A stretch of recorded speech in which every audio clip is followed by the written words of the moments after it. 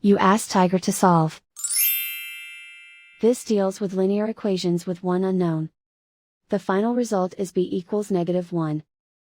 Let's solve it step by step.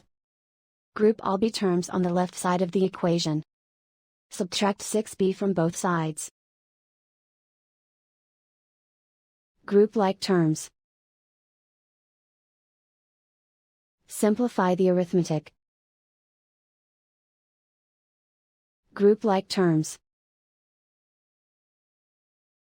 Simplify the arithmetic. Group all constants on the right side of the equation. Add 2/5 to both sides. Combine the fractions.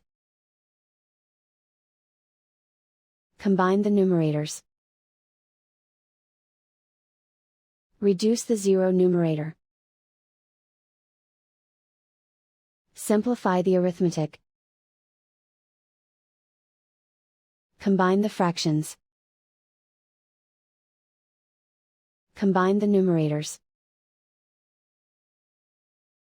Simplify the fraction. And so the final result is b equals -1.